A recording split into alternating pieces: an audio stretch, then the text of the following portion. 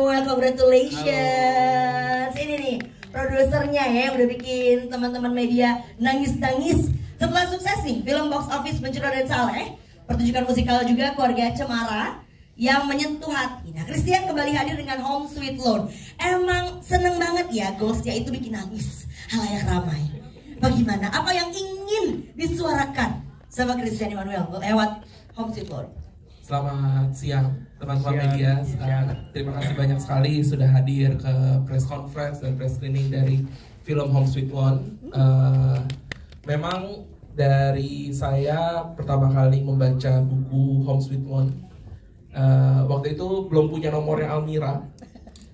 Jadi kita berkontak-kontakan lewat DM. Saya ingat banget saya nulis bahwa, halo Almira, perkenalkan saya Christian dari Visinema. Saya benar-benar tertarik dengan buku Home Sweet Loan. Boleh kita berbicara lebih lanjut untuk mengadaptasi ini menjadi sebuah film? Karena dari novelnya pun sudah sangat tergambar bagaimana generasi sandwich yang kejepit dan mempunyai hal-hal bukan punya mereka gitu. Dari masalah gaji, dari masalah rumah, dari masalah apapun gitu. Dan itu yang membuat saya yakin bahwa film Home Sweet Loan harus difilmkan. Ya.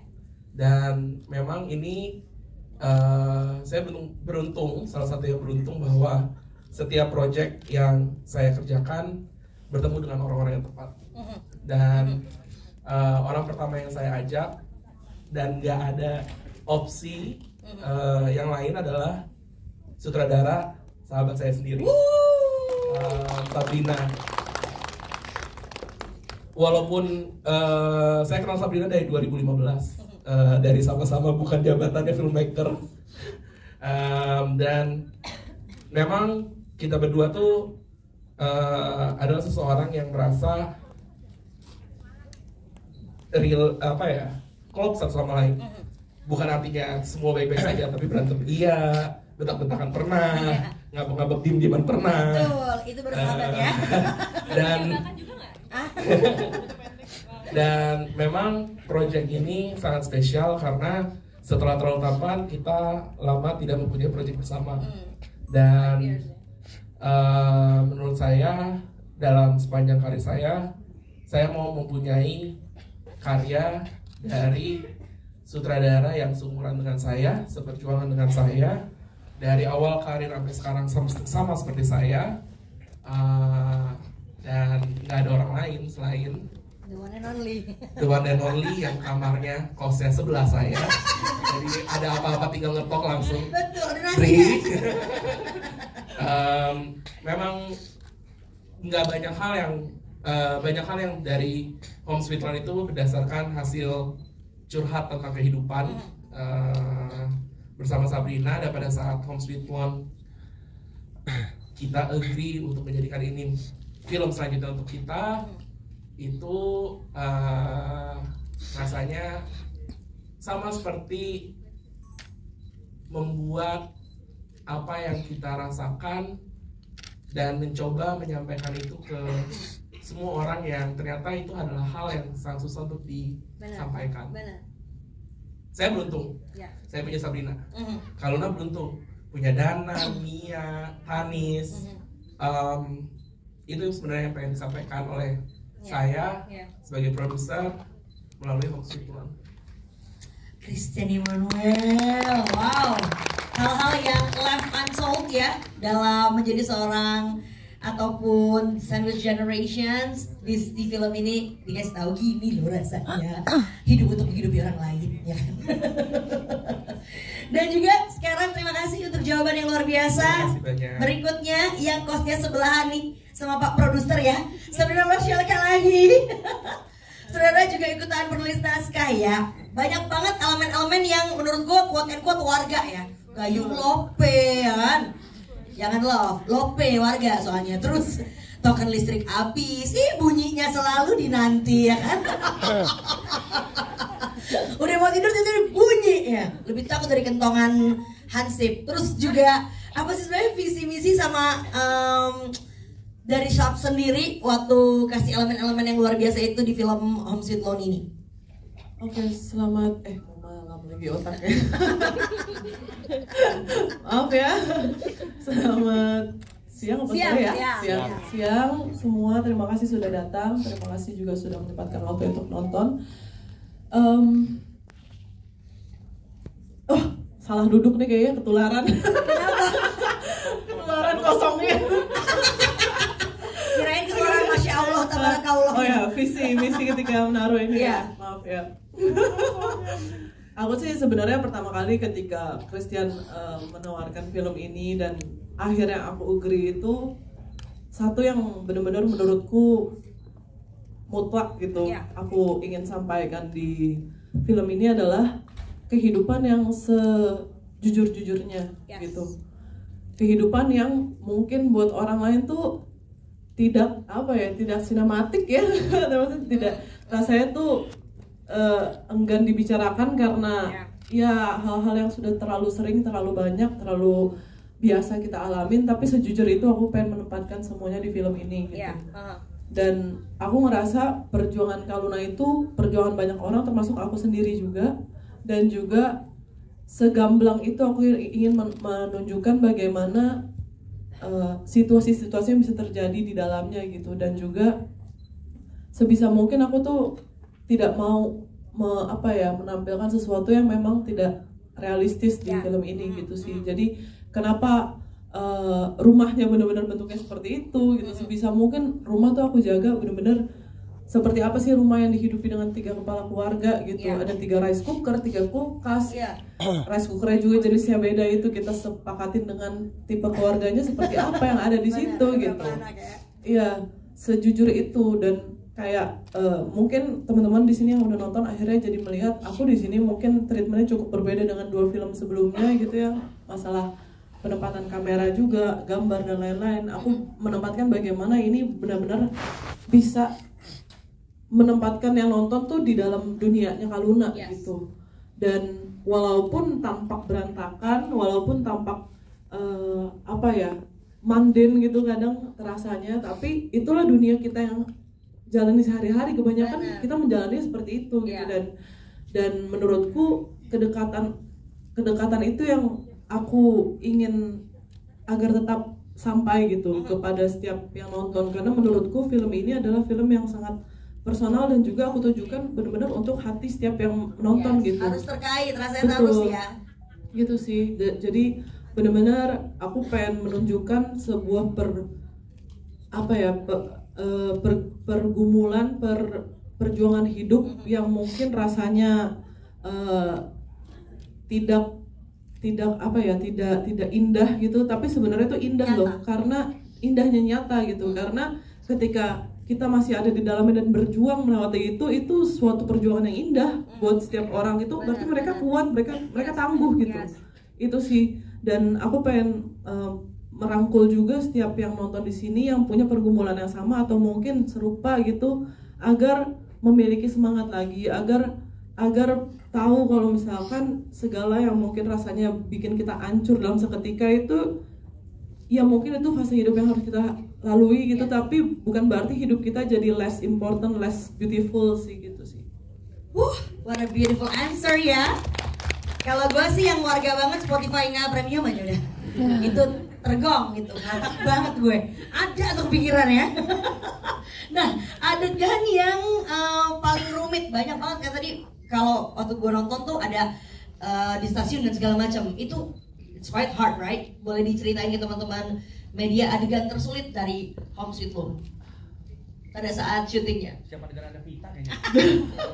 Kalau itu kan mentalnya ya, ini lebih ke kru-krunya gitu loh. Lebih kita. Karena pokoknya kelar syuting ke psikolog kan. Iya, terus aku Vita gitu. Bangun malam-malam ya. Bangun nightmare gitu. Enggak. Dia tuh manis banget loh di lokasi. Kesulitan sebenarnya sejujurnya banyak technicalities yang cukup sulit di sini karena tujuan kita tadi itu menampilkan dunia yang segamblang-gamblangnya gitu kan ya. Salah satunya memang benar kalau kemarin mungkin yang di sebelumnya aku udah pernah bahas masalah yang di rumah di meja makan berantem gitu. Itu memang secara teknis sulit untuk karena kita mainkan banyak emosi dan lain sebagainya. Tapi yang salah satu juga yang cukup sulit itu yang pas Kaluna pulang pertama kali di busway dan di halte juga gitu. Karena itu kita benar-benar shootnya di halte Tebet, lagi peak hour juga. Dan kita emang sengaja hari kerja, jadi kita nggak pengen, karena kan kalau nggak hari kerja pasti kan orang-orang sekelilingnya yang mungkin masuk frame akan dengan baju-baju bukan baju kerja gitu. Bener. Kita pengen menangkap esensi bagaimana sih benar-benar para pekerja di Jakarta itu ketika pulang lelahnya mereka gitu. Jadi memang itu sih yang cukup menantang juga saat itu, karena juga kita ada keterbatasan waktu juga gitu ketika shoot. Tapi ini untuk opening sequence dan juga kayak bagaimana kita menaruh perspektif penonton di tempat Kaluna gitu dengan dunianya dia, dengan soundtrack hidupnya. Jadi sebisa mungkin walaupun sulit waktu itu kita mencoba memaksimalkan, dan jujur sebetulnya take-nya jadinya kesempatannya sedikit sekali kan waktu gitu? Itu kan betul sedikit banget, jadi benar-benar kita janjian dan itu udah lari-lari udah keringetan dan termasuk juga yang sampai adegan ketika Kaluna akhirnya yang sendirian di halte itu juga itu jadi adegan terakhir yang harus kita shoot di halte hari itu, karena kita benar-benar cuma satu hari dan satu momen itu. Beruntung banget Yunita benar-benar sangat masuk ke karakternya dan bisa menghidupkan karakternya sebegitu rupa. Jadi terlepas kita benar-benar sangat terjepit waktu dan lain sebagainya, aku benar-benar bersyukur banget dia bisa memberikan performance yang terbaiknya juga gitu sih. Keren. Peak hours di halte sih gokil sih ya. Udah ISPA, udah pasti itu kan. Itu kalau perhatiin ada satu shot yang ke arah Kaluna close up, terus sebelahnya ada lampu mati. Nah itu tuh beneran bikin orang, jadi kayak real. Udah pulang mereka, karena kan emang untuk ceritanya udah tengah malam kan. Yeah. Terima kasih. Dan berikutnya kepada penulis naskah nih, Widya Arifianti. Halo Mbak, aku panggilnya Widya, betul? Betul. Oke, Mbak Wid, dalam proses penulisan skenario, apa nih yang menjadi guidelines kamu dan juga Sabrina ketika menulis ya? Karena ini kan juga adalah film adaptasi dari buku atau novel, silakan. Ya, tentunya novelnya tuh sudah kuat sekali ya materinya. Jadi Mbak Almira benar-benar menulis dengan sangat baik gitu ya. Dan waktu sebelum awal-awal penulisan itu memang sempat ada riset yang diadakan oleh internal dari Bisinema untuk tes market gitu. Jadi kita juga meneliti film-film seperti apa sih dan penontonnya itu expect-nya apa aja gitu. Dan tentu saja kehidupan pribadi. Jadi selama menulis itu aku sama Sabrina lebih ke sesi curhat gitu. Karena ya pernah mengalami streaming musiknya itu nggak premium, itu ngalami waktu lagi meeting token listrik bunyi ngalamin ya bocor lagi, ember ngalamin gitu kan. Jadi itu ya aku Kaluna gitu. Jadi ya hari-hari aja gitu. Jadi memang justru lebih banyak menggali ke kedalaman apa sih sebenarnya luka-luka kita di keluarga ini gitu kan. Dan ternyata oh ya ada hal-hal yang belum pernah kita bahas, belum pernah kita ceritakan sama orang-orang gitu, tapi ternyata itu ada di dalam memori kita gitu. Dan aku yakin pasti banyak banget yang ngalamin ini gitu. Jadi kita justru pengen nampilin itu sih, apa memori-memori yang sebenarnya tidak sempat terucapkan tapi itu ternyata tersimpan gitu dalam keluarga gitu. Dan memang ya kami ya berada di keluarga yang memang dinamikanya juga cukup dinamis. Dan ya sebagai sandwich generation juga, jadi memang kita banyak mengulik dan banyak berkaca juga sih gitu. Berarti it's quite personal juga ya untuk Widya sendiri. Iya, lebih ke sesi curhat bareng ya. Terima kasih loh Mbak untuk membuka ruang diskusi ini yang sangat dibutuhkan oleh orang-orang. Benar, karena didengar tuh segalanya ya. Dan saya ada milik curhat, ya kan? Betul. Terima kasih Mbak Wid. Terima kasih. Berikutnya sang novelis, halo Amira. Jumpa lagi. Waduh, perlu joget gak nih? Jangan dicoel. Nanti goyang trauma orang-orang, jangan. Amira, aku akhirnya baca bukunya juga, luar biasa banget, ya kan? Dan yang pasti geng cari rumah ini emang memorable sekali ya. Geng Jari Rumah. Dan setelah menonton akhirnya pun sebagai penulis novelnya sendiri, how do you think dari film yang akhirnya rilis dan premier hari ini 26 minggu depan maksud saya 26 September dirilis untuk seluruh Indonesia. Pertama-tama pastinya saya mau terima kasih sama Mas Kris yang udah meyakinkan saya bahwa ini diadaptasi aja gitu. Dan sampai saat ini saya mendapatkan semua yang terbaik, Mbak Sabrina, terus juga Widya dan seluruh cast yang pasti semua teman-teman udah lihat luar biasa actingnya. Jujur baru kerasa itu pas screening ketiga, pulang screening ada orang yang nyamperin saya bilang, Mbak, saya tuh bukan pembaca Mbak, tapi saya nonton aja karena penasaran. Udah ada gitu? Iya. Oh, lu gak bilang gue? sorry. Terus tapi dia bilang gini, makasih ya udah bikin cerita kayak gini. Masih banyak loh di luar sana yang masalah keluarganya tuh lebih buruk. Terus, oh maksudnya saya tanya, oh maksudnya keluarga kamu? Terus dia bilang, ya bisa. Gitu. Dari situ saya menangkap bahwa jujur pengen nangis karena rasa dia menyimpan banyak beban gitu. Saya rasa banyak kok di luar sana orang-orang yang mungkin malu atau segan bercerita tentang tidak ada keluarga yang nggak retak gitu ya. Pasti ada. Kalau nggak diretakin sama kita pasti sama saudara kita gitu kan. jadi pasti banyak juga orang-orang yang harus mengalahkan cita-citanya atau menunda demi menyelamatkan keluarganya gitu kan. Jadi saya rasa ini film untuk banyak orang. Saya harap juga bisa menyentuh banyak orang untuk bisa mereka tuh semangat, mereka nggak sendirian. Almira, tapi puas ya? Udah pas nonton? Puas banget, puas banget. Makin prosesnya waktu itu yang pertama belum full dubbingnya gitu kan. Ada soundtracknya? Ya. Udah ya belum ada soundtracknya. Itu aja sudah sangat terharu, udah menangis gitu kan.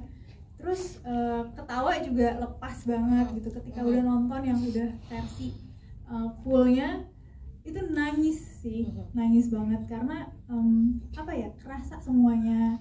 Terus juga jadi lebih jelas semua cerita dari para castnya juga. Di situ benar-benar kayaknya ini semua melebihi ekspektasi saya sebagai penulis. Wow, tepuk tangan dulu dong. Thank you.